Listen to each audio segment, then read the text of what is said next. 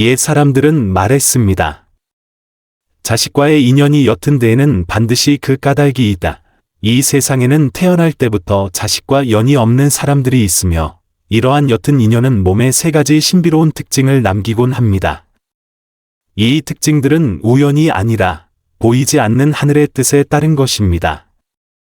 자비를 베푸는 송자관음은 종종 이러한 징표들을 통해 세상 사람들에게 자신을 비워내는 법을 배워야만 운명의 궤도를 바꿀 수 있음을 일깨워 줍니다. 그렇다면 이 세 가지 특징은 과연 무엇일까요? 왜 자식 운에 영향을 미치며 어떻게 해결할 수 있을까요? 고대의 현자 청묵의 이야기를 따라 그 속의 비밀을 파헤쳐 보겠습니다. 청나라 강희제 시절 강남의 물의 고장에 청묵이라는 선비가 살고 있었습니다. 그는 학문이 깊은 가문에서 태어나 어릴 때부터 총명하여 16세 생원시에 합격하고 20살에는 거인시에 합격하여 앞날이 창창했습니다. 그러나 하늘에는 예측할 수 없는 비바람이 있고 사람에게는 아침 저녁으로 화와 복이 드나드는 법. 청묵은 재능이 뛰어났지만 유독 자식 문제에 있어서는 번번이 좌절을 겪었습니다. 청묵은 유여연을 아내로 맞아 부부 사이의 금슬이 매우 좋았습니다. 여연은 관리 집안 출신으로 교양이 있고 이치를 잘 알았으며 용모가 아름다워 근방에 소문난 재원이었습니다. 두 사람은 혼인한 지 3년이 지나도록 슬아의 자식이 없었습니다.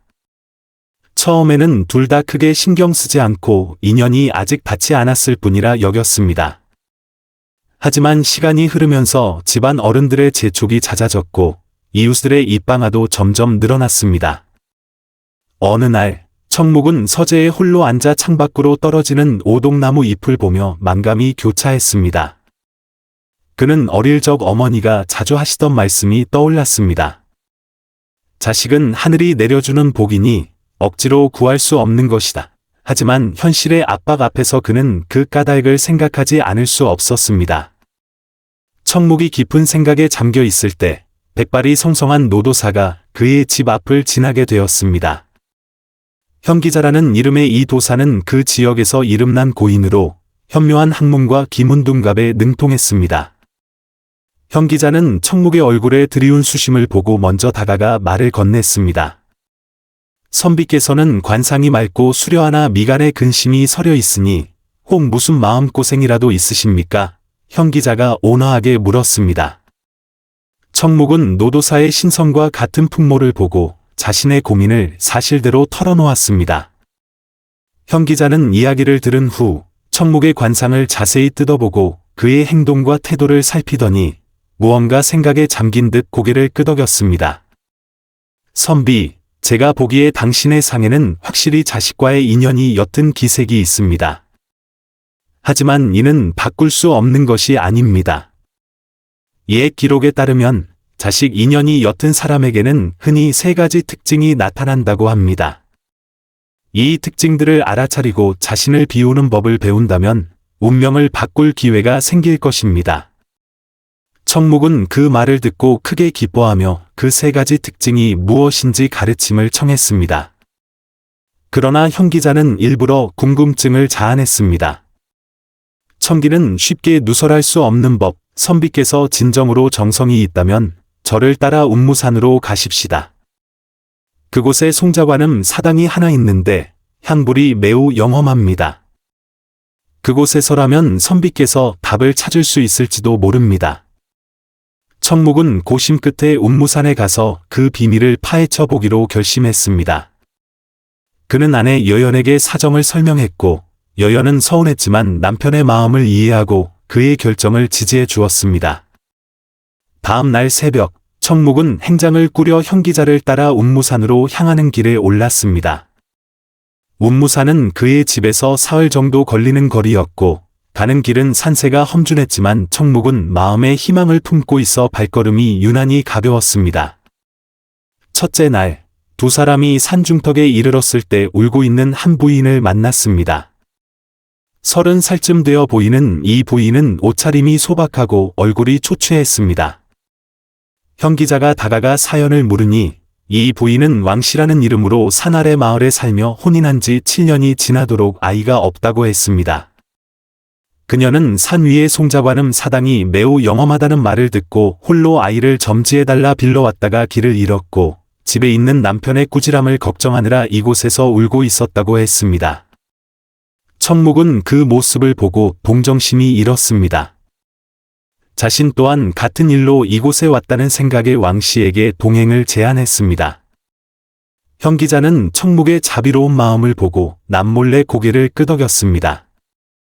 이것이야말로 운명을 바꾸는 첫걸음이었습니다. 세 사람은 동행이 되어 길을 가는 내내 서로를 돌봐주었습니다. 왕씨는 마음씨가 곱고 말이 소박하여 청묵에게 자신의 어머니를 떠올리게 했습니다. 대화를 나누며 청묵은 왕씨의 남편이 목수인데 성실하고 착하며 부부 사이도 좋지만 단지 아이가 없다는 이유로 큰 압박을 받고 있다는 것을 알게 되었습니다. 왜 이렇게 되었는지 저도 모르겠어요. 왕씨가 한숨을 쉬며 말했습니다. 친정 언니들은 모두 아이가 여럿인데 저만 혼자. 그녀는 말을 끝맺지 못하고 눈에 다시 눈물이 고였습니다. 형 기자는 곁에서 듣고 있다가 의미심장하게 말했습니다. 세상 만물에는 모두 인과가 있는 법, 자식 문제도 예외는 아닙니다. 어떤 사람들은 태어날 때부터 장애물을 가지고 있지만 이 장애물은 종종 수행의 기회가 되기도 합니다. 청묵이 이해할 수 없다는 듯 물었습니다. 도사님, 말씀하신 장애물이란 무엇을 뜻합니까?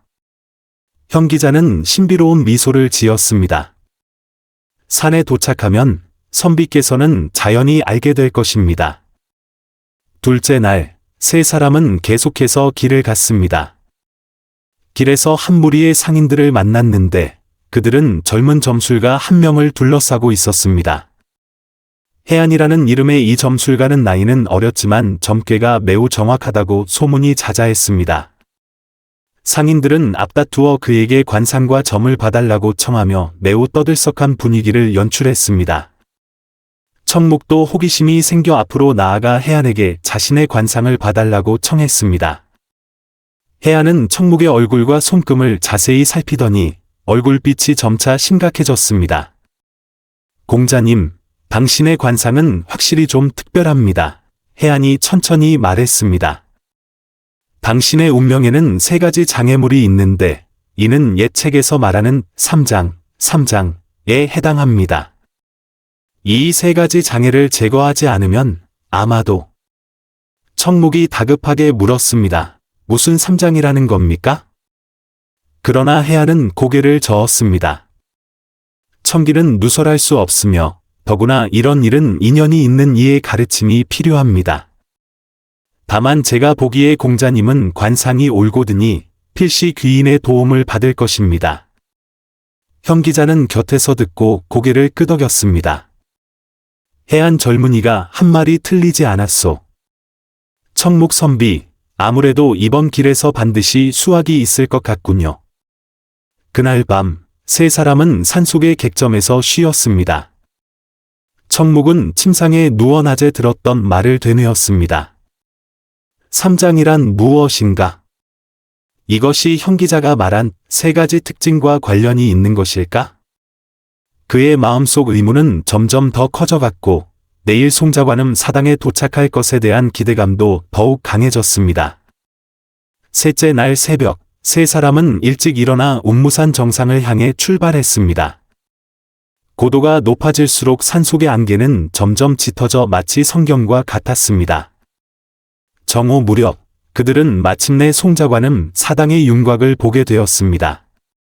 이 사당은 산 정상의 한 평지에 세워져 있었는데 웅장하지는 않았지만 자욱한 안개 속에서 유난히 장엄하고 신성해 보였습니다.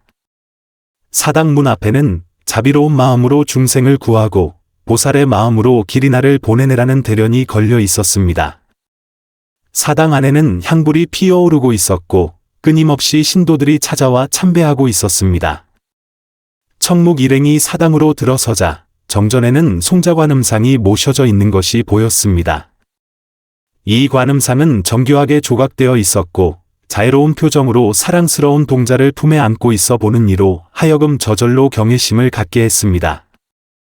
사당의 주지는 예순이 넘은 노승으로 법명은 자비였습니다. 그는 세 사람이 오는 것을 보고 먼저 다가와 온 연유를 물었습니다. 그들이 모두 자식을 구하기 위해 왔다는 것을 알았을 때 자비 스님의 얼굴에는 이해한다는 표정이 떠올랐습니다. 아미타불, 자비 스님이 두 손을 모으고 말했습니다. 자식의 일은 하늘이 정하는 것입니다. 하지만 하늘이 정한 운명 속에서도 사람이 바꿀 수 있는 부분이 있습니다. 세 분 시주께서 이곳까지 오신 것을 보니 인연이 있는 것입니다. 청묵이 서둘러 물었습니다. 스님, 제가 듣기로는 자식 인연에 영향을 미치는 세 가지 특징이 있다고 하던데 그것이 사실입니까? 자비 스님이 고개를 끄덕였습니다. 확실히 그런 일이 있습니다. 옛 기록에 자식 인연이 옅은 사람은 몸에 세 가지 특징을 지닌다고 되어 있습니다. 이 세 가지 특징은 각각 심성, 행동, 그리고 운명과 관련이 있습니다. 하지만 이 특징들의 구체적인 내용을 알려면 시주께서 시험을 통과해야 합니다. 무슨 시험입니까? 왕씨가 조급하게 물었습니다. 자비 스님은 사당 뒤에 작은 산을 가리켰습니다. 저 산에는 세 가지 시험 장소가 있는데 각각 세 가지 특징에 해당합니다. 오직 시험을 통과한 사람만이 그 특징들의 의미를 진정으로 이해하고 해결 방법을 찾을 수 있습니다. 청묵은 망설임 없이 말했습니다. 제가 시험을 받겠습니다. 왕씨와 현기자도 동행하겠다고 했습니다. 그리하여 네 사람은 사당 뒤의 작은 산으로 향했습니다. 이 작은 산은 오도산이라 불렸고 산길은 구불구불했으며 길을 따라 세 개의 시험 장소가 마련되어 있었습니다. 첫 번째 시험 장소는 산중턱에 있는 작은 정자로 정자 안에는 책상 하나가 놓여 있고 그 위에는 예스러운 구리 거울이 놓여 있었습니다. 자비 스님이 말했습니다. 첫 번째 시험은 마음을 비추는 거울이라 합니다. 이 거울은 사람 내면의 진실한 생각을 비출 수 있습니다. 자신의 내면을 정직하게 마주하는 사람만이 이 시험을 통과할 수 있습니다. 청묵이 거울 앞으로 다가가 깊이 들여다보았습니다. 거울 속에서 그는 자신의 용모가 아니라 자기 마음 깊은 곳의 생각과 욕망을 보았습니다. 그는 공명에 대한 갈망, 자식에 대한 집착, 그리고 아내에 대한 죄책감을 보았습니다. 이러한 생각들이 주마등처럼 거울 속을 스쳐 지나가며 그는 자신에 대해 더 깊이 깨닫게 되었습니다. 왕씨와 현기자도 차례로 거울을 보았고 그들 역시 거울 속에서 자신의 내면의 진실한 생각을 보았습니다. 좋습니다. 자비 스님이 말했습니다. 여러분 모두 첫 번째 시험을 통과했습니다. 이제 두 번째 시험 장소로 갑시다. 두 번째 시험 장소는 산정상 근처에 있는 대나무 숲이었습니다. 숲 속에는 작은 길이 나 있었고 길 끝에는 돌로 만든 단상이 있었으며 그 위에는 찻주전자와 찻잔 몇 개가 놓여 있었습니다. 두 번째 시험은 마음을 가라앉히는 차입니다. 자비 스님이 설명했습니다. 이 차는 마음으로 마셔야 하며 마음이 평온한 사람만이 그 속의 참맛을 느낄 수 있습니다. 청묵은 돌 단상 앞에 앉아 천천히 차를 마셨습니다. 차 맛은 매우 옅어 거의 아무런 특별한 맛이 없었습니다. 하지만 마음이 평온해지면서 그는 점차 차 속의 달콤함과 맑은 향기를 느낄 수 있었습니다.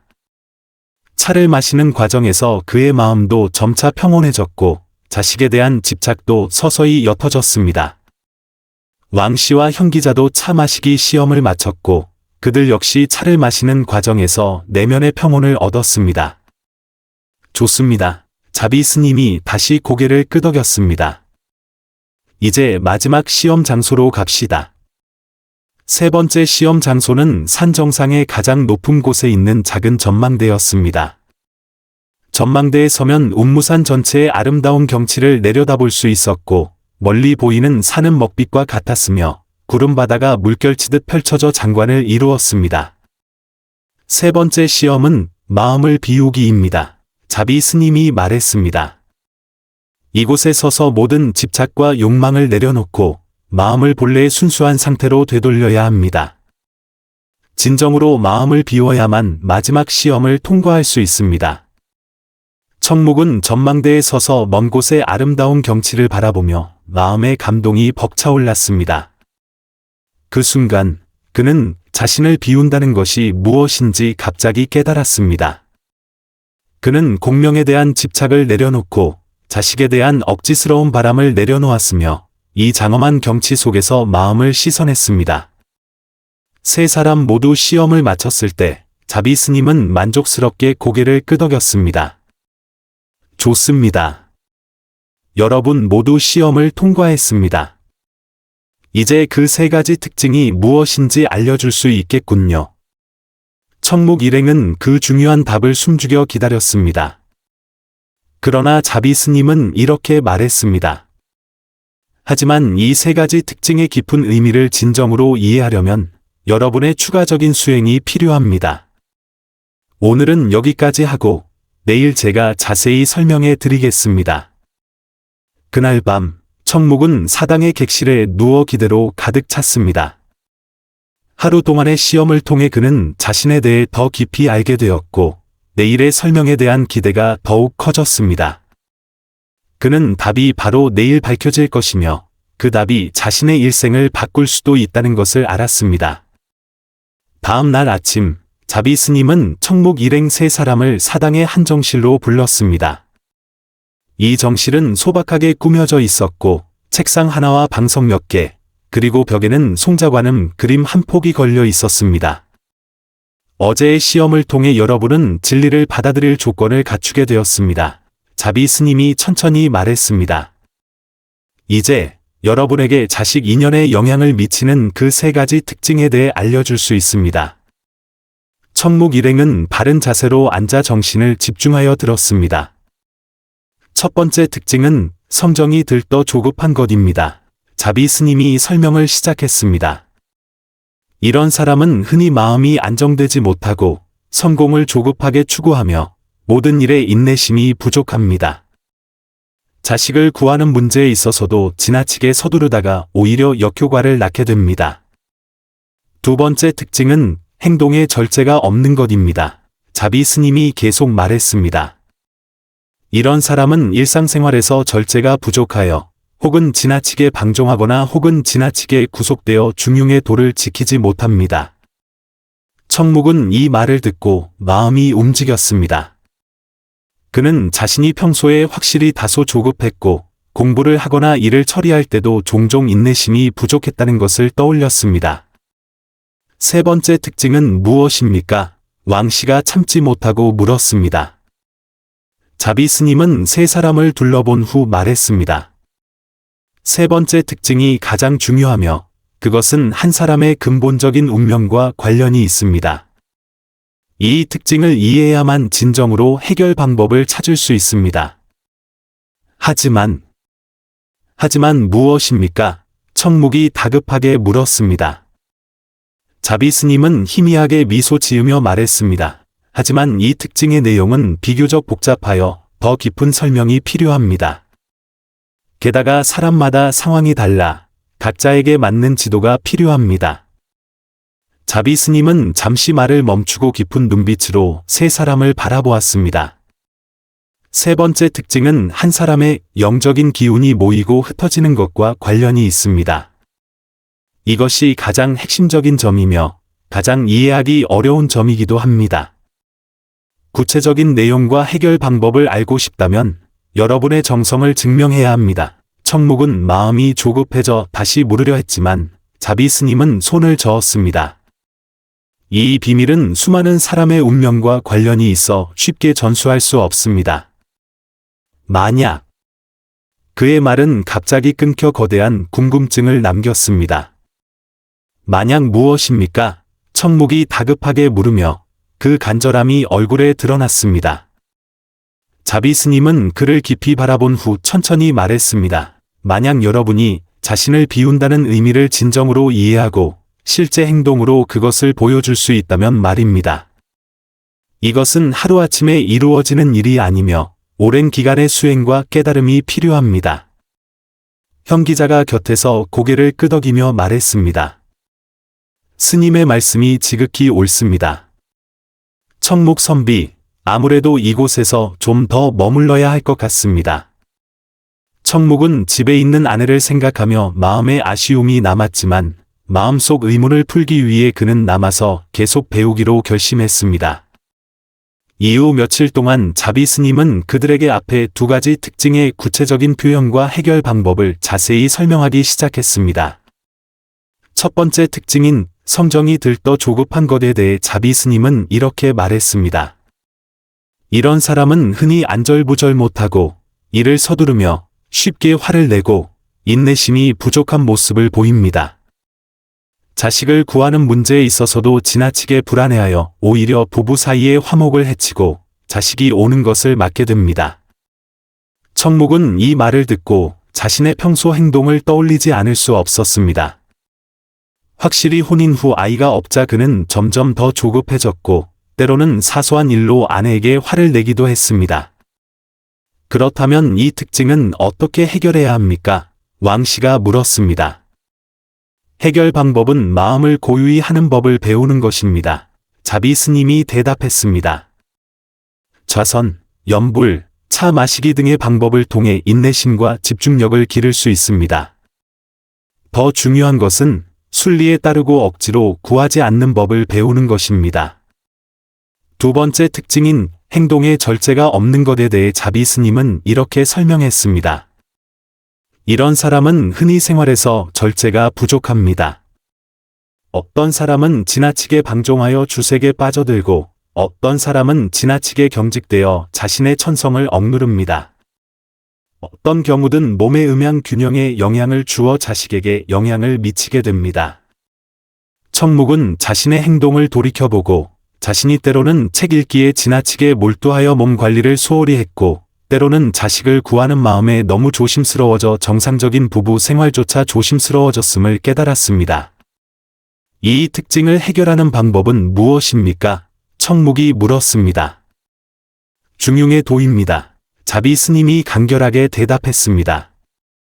지나치게 방종해서도 안 되고 지나치게 경직되어서도 안 됩니다. 생활 속에서 균형점을 찾아 몸과 마음의 조화를 유지하는 법을 배워야 합니다. 사당에서 일회를 머문 후 청목은 앞에 두 가지 특징에 대해 깊이 이해하게 되었고 일상생활에서 이러한 가르침을 실천하기 시작했습니다. 그는 매일 아침 1시간씩 좌선을 하며 자신의 감정을 조절하는 법을 배웠고 음식과 일상생활에서도 절제를 지키며 규칙적인 생활을 유지하기 시작했습니다. 그러나 세 번째 특징인 영적인 기운이 모이고 흩어지는 것에 대해서는 자비 스님이 시종일관 자세히 설명하지 않았습니다.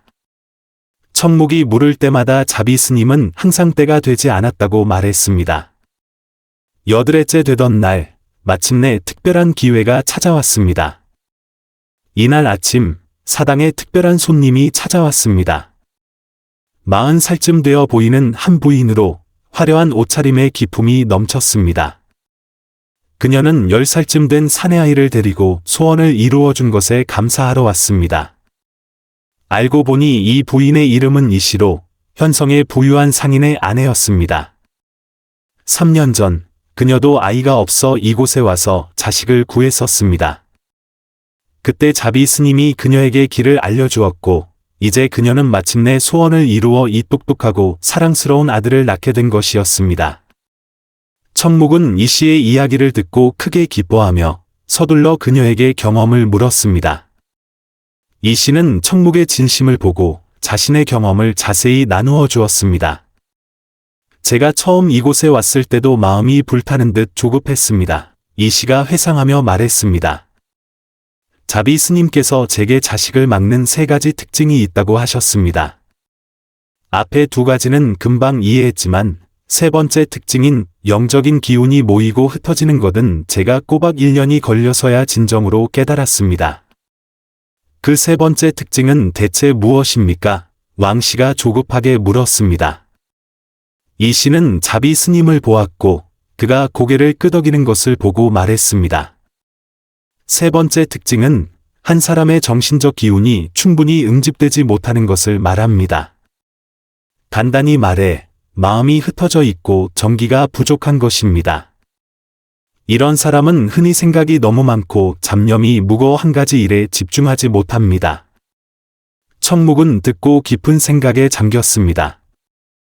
그는 자신이 확실히 자주 쓸데없는 생각을 하고 잠시 과거 시험을 생각했다가 잠시 자식을 생각했다가 또 다른 일을 생각하는 등 진정으로 집중하는 경우가 드물었다는 것을 떠올렸습니다. 그렇다면 이 특징은 어떻게 해결해야 합니까? 청묵이 물었습니다.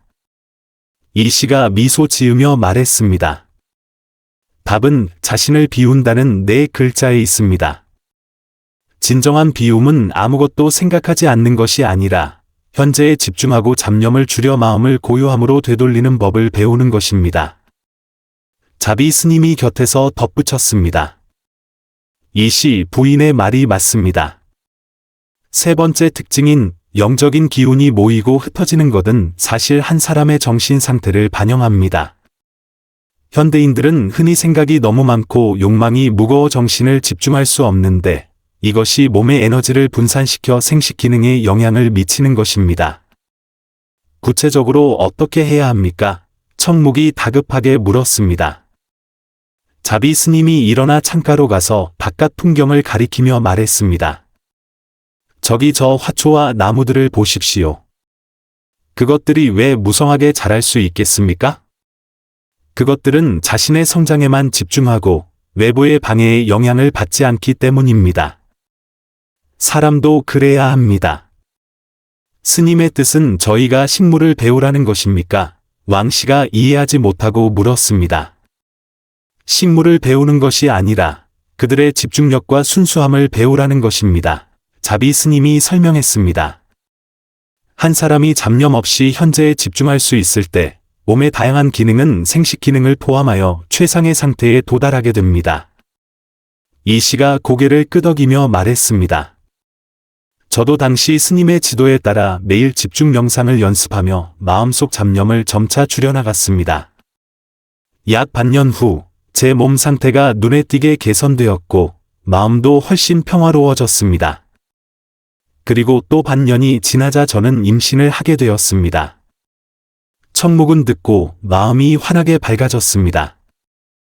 그는 마침내 자신을 비운다는 진정한 의미를 깨달았습니다. 이것은 그에게 모든 것을 포기하라는 것이 아니라 불필요한 집착과 잡념을 내려놓고 마음을 순수한 상태로 되돌리라는 것이었습니다. 이후 며칠 동안 자비 스님은 청묵 일행에게 구체적인 수행 방법을 자세히 가르쳤습니다. 이 방법들은 다음과 같았습니다. 첫째는 호흡 관찰법이었습니다. 매일 아침과 저녁 각각 반 시간씩 정저하여 자신의 호흡을 관찰하는 데 집중합니다. 잡념이 나타날 때 저항하지도 따라가지도 말고 그저 가볍게 주의를 다시 호흡으로 돌리면 됩니다. 둘째는 걷기 명상이었습니다. 일상적으로 걸을 때 발의 감각에 집중하고 대지와의 접촉을 느낍니다. 이 연습은 사람들이 일상생활에서 집중 상태를 유지하는 데 도움이 될 수 있습니다. 셋째는 한마음 집중법이었습니다. 어떤 일을 하든 온 마음을 다해 그 일에 몰두합니다. 책을 읽을 때는 책 읽기에만 집중하고 밥을 먹을 때는 밥 먹는 데만 집중하며 사람과 대화할 때는 대화에만 집중합니다. 한 번에 두 가지 일을 하거나 일을 하면서 다른 생각을 하지 않습니다. 자비 스님은 특히 부부 관계의 중요성을 강조했습니다. 자식이 오려면 부부 양쪽의 몸과 마음이 모두 조화로운 상태에 있어야 합니다. 만약 한쪽만 수행한다면 효과가 크게 줄어들 것입니다. 그러니 청묵 시주께서는 돌아가신 후 이 방법들을 아내에게도 가르쳐 주어야 합니다. 왕 씨는 듣고 걱정스럽게 말했습니다. 하지만 제 남편은 이런 방법을 믿지 않을지도 모릅니다. 자비 스님이 위로했습니다. 다른 사람이 믿도록 강요하지 마십시오. 당신 자신부터 먼저 잘하면 됩니다. 당신의 마음 상태가 변하면 자연스럽게 주변 사람들에게 영향을 미치게 될 것입니다.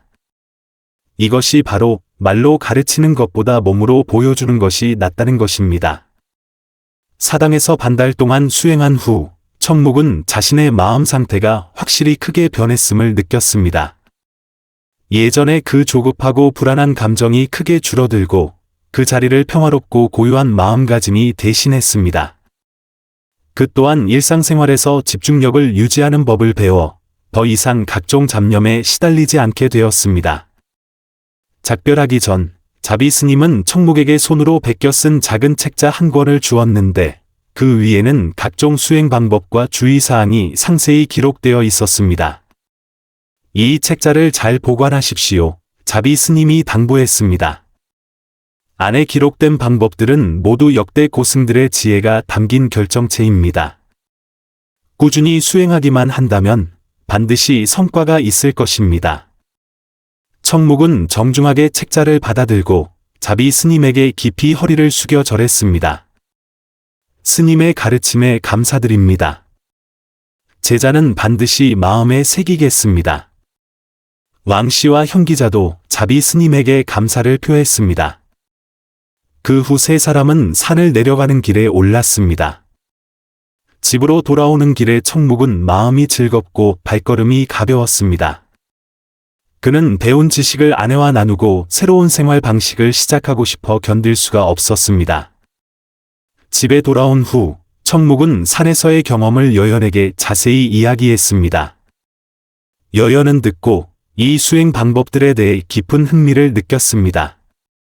이 방법들은 참으로 이치에 맞는 것 같아요. 여연이 말했습니다.